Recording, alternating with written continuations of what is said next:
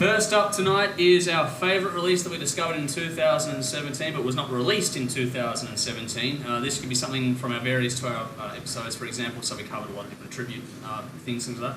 But anything goes, as long as you found it in 2017 but was not released outside of... was released outside of 2017. Fuck's sake. This is the only category that has anything allowed outside of that, and you got no more than 2 honourable mentions plus your top one. So Dennis wants to go first on this. I like to search for a lot of obscure old school heavy metal that never quite got there. So I'm usually on YouTube half the time looking at shit. I found a lot of good bands. I found a great band. Mate, X and XX, you're right, they've got more categories. I found a lot of cool bands like Elegy, Heaven's Ward, Heaven's Gate, Chroming Rose, but one that really stood out for me was this German band called Superior. They released an album called Time Shift in 1992. I can't even remember how I found it. Okay. 92, right? But it's like traditional heavy metal crossed with power metal, but instead of keyboards, you've got actual classical piano, which stood out for me like dog's balls. So it's fantastic. The singer actually sounds like Vo from Darker Half from Sydney, so if you haven't heard those guys, check them out. But yeah, Superior Time Shift was definitely the standout that wasn't from 2017 that I discovered. So yeah, it's fucking good. The album that was a standout for me that wasn't from 2017 was after we heard the Eclipse album. When we did the review, I went back and heard their back catalogue. About time, mate. The previous album, Armageddon Night, very fucking good. Great I hate album. to say it, but yeah, Jimmy's right. Thank you. Occasionally. That's been recorded, it will never be said again. You just beep it out. It might. Yeah. I need a loop of that, please. That's your ringtone. Jimmy was right. Mine was a band called the Night Flight Orchestra. Oh, fuck. And they released an album this year, which is absolutely brilliant. But they had one out in 2015 called Skyline Whispers, and that is even better. Mm-hmm. And I know you will agree with me. Jimmy's wrong. It's better than the one they released this year. So, yeah, that band just...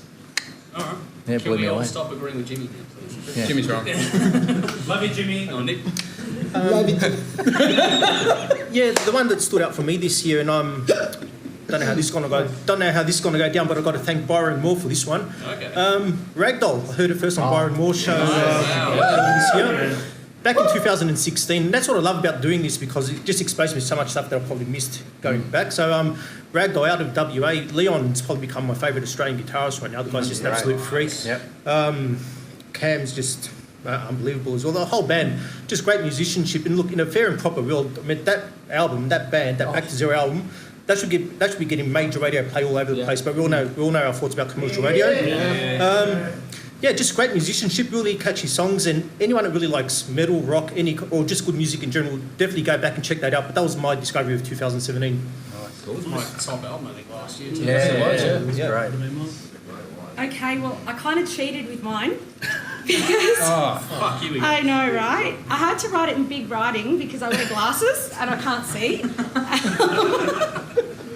Okay, so I actually thought this was released in 2017, and then when I actually researched it, apparently came out last year. So I'm going to give it to Suffocate, Medicate, Chasing Lana. I saw them live a couple of times this year, and they just blew my little socks off. Absolutely outstanding. Honourable mention goes to the Gypsy EP, because I'd never heard of them until 2017, and they rock. Done. Cool. I got my chance to be on the TV show for the first couple of times this year, which was nice, and I got fed a few albums I hadn't really heard. So my best discovery was Wasp, the Crimson Idol. Yes. I've got to go with Jimmy again, he's right. Wasp is fucking awesome. I'd only really got the first couple of Wasp albums, I'd never really gone any further. I think we did, it was the 89 special, I think, when we did that one. Yeah. And man, I've been listening to it regularly since. Fucking love that album. It's a ball terror. Nice. Joe, do you think my ego needs scratching? What about Jimmy's after this? Just need loops of stuff, man. I'll let you know. For me, the one that falls out, one honourable mention for me is the clip No Cigar from MSC on My Secret Circus. Didn't get released in 2017, but in 2016 they dropped it. And that was a fucking great clip and a great song. So that one for me was the one that stood out that wasn't quite there. But the actual one I have to give it to is the band Rush. Yeah! Okay, now I had heard of Rush and knew about Rush, but didn't really pay much attention really to Rush until we did the special on them. Yeah. And after we did that, going through 10 albums, I'm a big fan of that band now. So for me, Rush was my big discovery in 2017. So Nice, man. someone's very happy. Right. Mr. Joshua Batten's with us in there. Any prog fans in the house. But that's it for this segment. We'll move along.